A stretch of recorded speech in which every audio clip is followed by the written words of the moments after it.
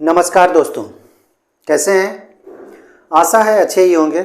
आपकी तैयारी चरम पर होगी, चाहे आप बीपीएससी एसएससी की तैयारी या फिर बीएसएससी की तैयारी कर रहे हों। दोनों वैकेंसी आ चुका है। बिहार इंटर लेवल का ये जो वैकेंसी है ये भी आप फॉर्म फिलअप कर रहे हैं। 12,000 पदों पर बहाली है। उसके साथ ही बिहार दरोगा की बहाली भी आ चुकी है। 1275 पदों पर यह बहाली निकली है। सिर्फ और सिर्फ बिहार दरोगा के अभ्यर्थी इसे देखें। एक मौका है आपके पास कुछ करने के लिए और इसे लेने के लिए। इसकी क्या स्ट्रेटेजी होनी चाहिए, सारी चीज़ों को तो आप लोगों ने देख लिया होगा। क्या फॉर्म फिलअप कब से होगा, क्या होगा, इसको भी थोड़ा थोड़ा देख लेंगे। लेकिन स्ट्रेटेजी आपकी क्या होनी चाहिए ताकि आपका प्री कंप्लीट हो सके, कैसे आप उसे एक सीट ले सकें, खासकर प्री आप क्वालिफाई कैसे करें, ये हम यहाँ पे बताएंगे। चलिए सबसे पहले देखें, बिहार दरोगा एएसआई वैकेंसी 2023 आ चुकी है। बम्पर पदों पर बहाली तो नहीं की जा सकती है, लेकिन 1275 पदों पर यह बहाली है। एएसआई की जो बहाली निकाली गई है 1275 पदों पर बहाली निकाली गई है। देखिए दोस्तों, मेनली रूप से ये जो बहाली निकाली गई है, एक एक करके हम सारी चीज़ों को यहाँ पे हम बताएंगे आपको। आपकी स्ट्रेटेजी क्या होनी चाहिए सिलेबस के अनुसार, नया सिलेबस क्या है या फिर पुराना सिलेबस को ही यहाँ पे फॉलो किया जाएगा, ये भी हम आपको बताएंगे। तो सबसे पहले जान लें कि ये जो एप्लीकेशन ऑनलाइन करने की जो तिथि है, एप्लीकेशन ऑनलाइन जो किया जाएगा ये किया जाएगा 5 अक्टूबर से। 5 अक्टूबर से यह भरा जाना है। और इसकी लास्ट तिथि जो होगी, लास्ट डेट की अगर हम यहाँ पे बात कर लें तो ये 5 नवंबर तक भरा जाना है। ठीक है। और दोनों अगर बीएसएससी को भी अगर देख लें हम लोग और बिहार दरोगा की भी बात कर लें तो दोनों का जो प्री है लगभग समान है। अंतर केवल ये है कि बिहार दरोगा में मैथ और रीजनिंग के सवाल नहीं होते हैं, सिर्फ जीएस और करंट के सवाल होते हैं। जबकि बीएसएससी में जीएस के साथ साथ करंट अफेयर्स और रीजनिंग और मैथ चारों होते हैं। तो यहाँ पे ये देखना है। ठीक है, लास्ट डेट की हम लोग यहाँ पे चर्चा कर लिए, उसके बाद हम लोग फी की चर्चा कर लेंगे। उससे पहले हम लोग जान लें कि आप एलिजिबल हैं कि नहीं और कैसे। ठीक है, वीडियो हम पूरा देख लें और एलिजिबल है ही नहीं तो फ़ायदा क्या है वीडियो देखने का। तो सारी चीज़ों को समझने से पहले एक चीज़ आप देख लें कि आपका जो मिनिमम क्वालिफिकेशन है वो क्या रहने वाला है। तो ग्रेजुएशन आपका मिनिमम क्वालिफिकेशन होना चाहिए। ठीक है, ग्रेजुएशन यानी कि स्नातक किसी भी स्तर से, ठेठ भाषा में कहें तो बीए पास। ठीक है, अगर आप ग्रेजुएशन है किसी भी संकाय से, चाहे आर्ट्स हो, साइंस हो, कॉमर्स हो, किसी भी तरह से आप बीए पास हैं तभी आप इसे अप्लाई कर सकते हैं। ये आपके पास योग्यता होनी चाहिए। प्लस एक चीज़ और हम अभी यहीं पे बता देते हैं ताकि आपको भरने में परेशानी ना हो, इसमें मेहनत कर लें कुछ नहीं हो।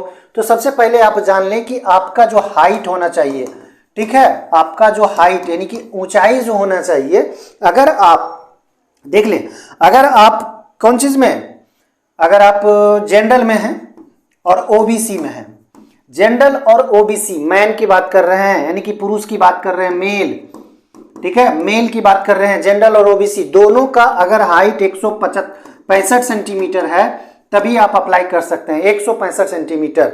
जबकि ईबीसी और एससी एसटी ये सारे मेल के लिए, मेल कैंडिडेट की बात हम कर रहे हैं, 160 सेंटीमीटर में अप्लाई कर सकते हैं। उनका अगर हाइट एससी एसटी ईबीसी का अगर 160 सेंटीमीटर है तो वो अप्लाई कर सकते हैं। साथ ही अगर आप फीमेल हैं किसी भी कैटेगरी के, किसी भी कैटेगरी के आप फीमेल है, ये नहीं है कि जनरल ओबीसी या ईडब्ल्यूएस फलान ढकान ये सब कुछ नहीं, फीमेल हैं तो आप 155 सेंटीमीटर के हैं तो आप अप्लाई कर सकते हैं।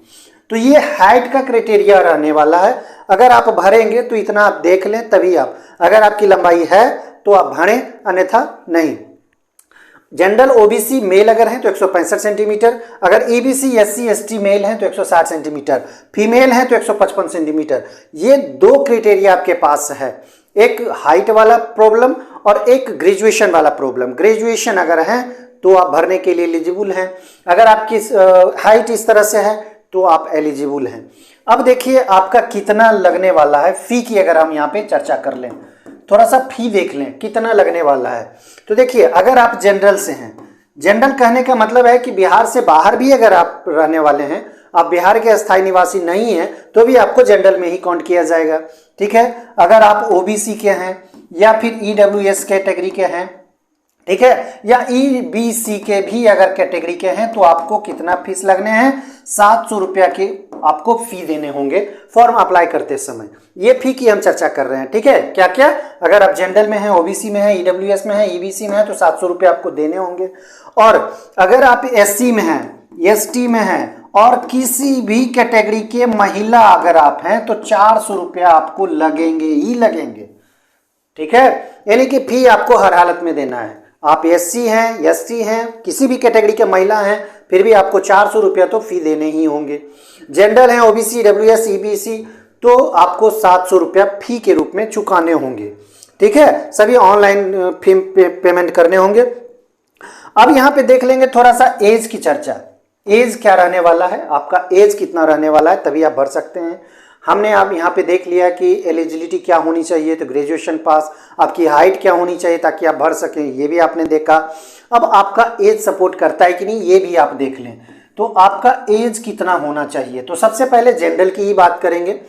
तो सभी में सबसे पहले मिनिमम एज की बात कर लें। किसी भी कैटेगरी के, अगर आप किसी भी कैटेगरी के कैंडिडेट हैं, तो मिनिमम एज 20 वर्ष तो खो जाएगा ही, इससे आप छोटा नहीं हो, 20 वर्ष से कम नहीं, मिनिमम 20 वर्ष होना ही चाहिए। ठीक है, अगर आप जनरल के कैटेगरी के हैं, जनरल, ठीक है, तो जनरल और ईडब्ल्यूएस दोनों में 37 ईयर्स मैक्सिमम एज आपका होना चाहिए।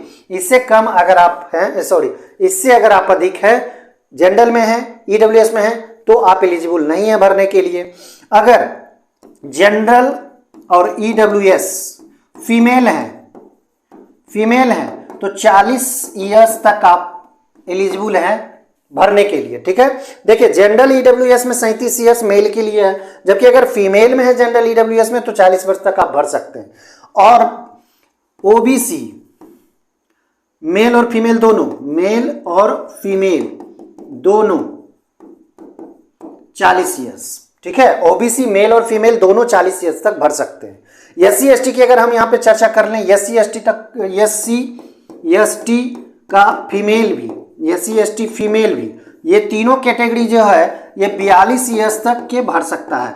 कहने का मतलब है ओबीसी को 3 वर्षों का तो छूट दिया ही जाता है अपर एज रिलैक्सेशंस में, और एससी एसटी और एससी एसटी की जो महिलाएं होती है उसको भी 5 वर्षों का यहाँ पे छूट दिया जाता है। तो ये तो हम एज की बात कर लिए। ठीक है, चलिए आगे हम लोग देख लेंगे थोड़ा सा इसमें किस किस कैटेगरी में कितनी वैकेंसियां हैं। 1275 तो टोटल है। टोटल की अगर हम बात करें तो 1275 पद हैं जो भरा जाना है। ठीक है, इसमें से अगर हम जनरल की बात कर लें, यूआर की बात कर लें, तो अच्छा खासा सीट है, 441 है, 441 सीट है। सिर्फ मेल की हम यहाँ पे बात नहीं कर रहे हैं, टोटल की हम बात कर रहे हैं। ठीक है, यूआर। अगर आप ईडब्ल्यूएस में हैं तो 111 पद है, भरे जाने हैं 111 पद। अगर आप ओबीसी में हैं और ईबीसी में हैं, फिर एससी में हैं, एसटी में हैं, एससी और एसटी। ठीक है, अब यहाँ पे एक एक करके देख लें। देखिए ओबीसी में 107 पद है, ओबीसी में 107 पद, ईबीसी में 238 पद।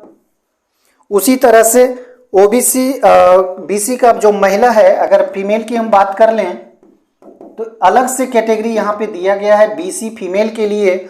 इसमें 82 सीट है जो कि आरक्षित है। ठीक है, आरक्षित है। उसके बाद एससी के लिए 275 सीट है, अच्छा खासा सीट है यहाँ पे। एसटी के लिए 16 सीट और एक थर्ड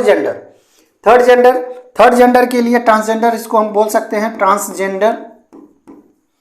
ट्रांसजेंडर के लिए है यहाँ पे 5 सीट यहाँ पे दिया गया है, 5 सीट। बाद बाकी इसके अलावे 1275 में से 35% आरक्षण दिया गया है फीमेल को, यानी कि महिलाओं को। तो टोटल यहाँ पे परसेंटेज अलग से आप निकाल सकते हैं, 1275 का 35% ये फीमेल के लिए हो गया। बाकी ये 82 तो अलग है ही। ठीक है, ये 82 फीमेल बीसी के लिए अलग से दिया गया है। तो ये हो गया आपके कैटेगरी वाइज पोस्टों की संख्या।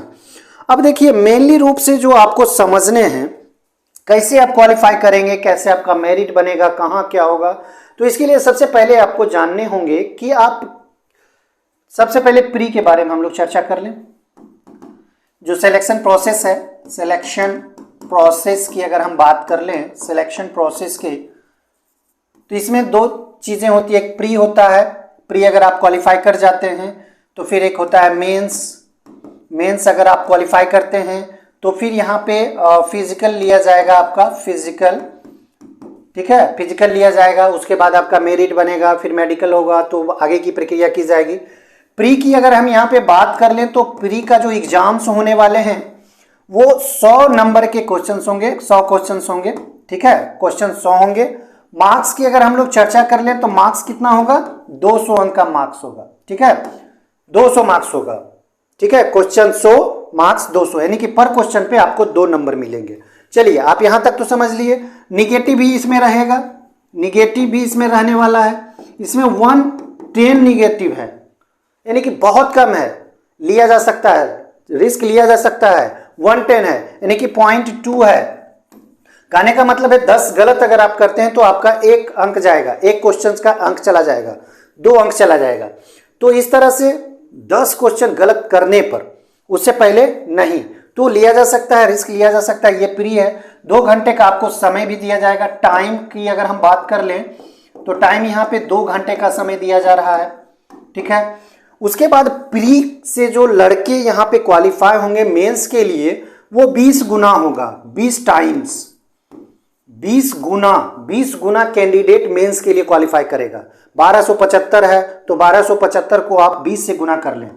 1275 को 20 से गुना करने के बाद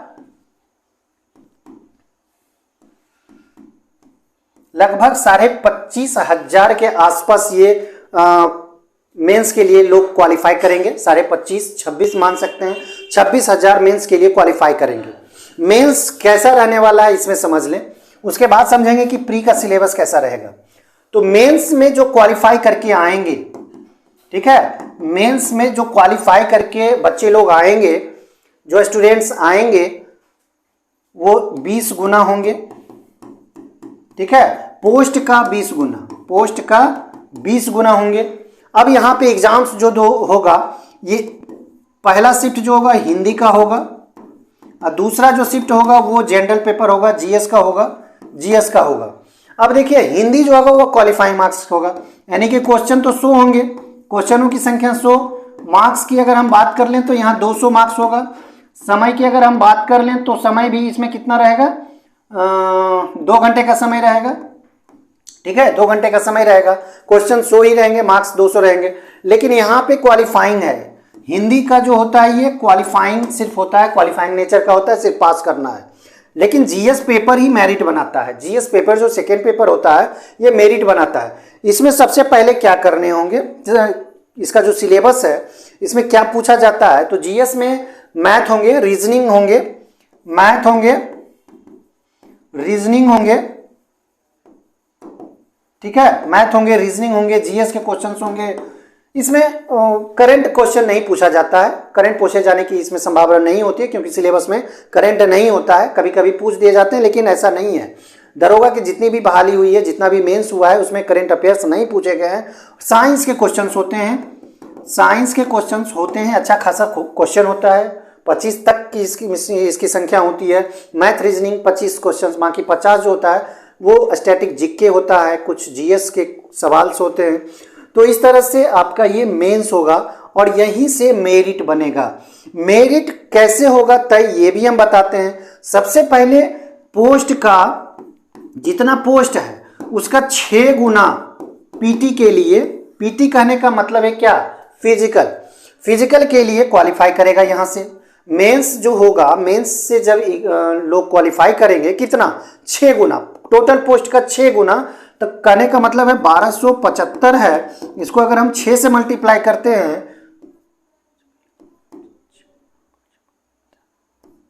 लगभग 7,500 लोग पीटी के लिए क्वालिफाई करेंगे। अब पीटी जब होगा तो पीटी जो होता है, दौड़ जो होता है, ये भी हम यहाँ पे देख लें थोड़ा सा। दौड़ सबके लिए एक ही होता है, चाहे आप किसी भी कैटेगरी के हों, मेल और फीमेल, सिर्फ यही कहा जाता है। वहाँ कैटेगरी 2 होता है, एक मेल होता है एक फीमेल होता है, इसके बाद कुछ नहीं। दौड़ जो होता है वो 1600 मीटर का दौड़ होता है और इसे दौड़ना होता है 1.6 मिनट में, ठीक है। यानी कि सिर्फ क्वालिफाई करना है, 1.6 मिनट में 1600 मीटर आपको दौड़ना है। अगर हाई जंप की बात कर लें तो ये 4 फीट, ठीक है। लॉन्ग जंप की बात कर लें तो 12 फीट। ये सिर्फ क्वालिफाई कर लेना है। 16 पाउंड का गोला, 16 पाउंड का जो गोला होगा ये फेंकना है 16 फीट। तो ये मेल की हम बात कर लिए, मेल की। उसके बाद फीमेल में अगर आप जाते हैं तो फीमेल का 1 किलोमीटर होगा। फीमेल के लिए जो दौड़ होगा वो 1 किलोमीटर का दौड़ होगा, ठीक है। 6 मिनट में समय है, 6 मिनट में आराम से इसे करना है। 3 feet high jump. Long jump की बात कर लें तो लगभग 9 फीट होता है, ठीक है। इसमें 12 पाउंड का गोला होता है, 12 फीट फेंकना होता है, ठीक है। और अगर बात कर लें तो ये मेल जो जेंडर होता है, ओबीसी होता है, ओबीसी, ईडब्ल्यूएस, ये सब के जो चेस्ट होते हैं, चेस्ट 80 और 85, 81 और 50, 86, 5 फुला के ये होना चाहिए। अगर आप एससी में हैं, एसटी में हैं तो 79 टू 84, 5 इंच फुला के, तो ये आपका सीना होना चाहिए। फीमेल में सीना नहीं लिया जाता है, ठीक है।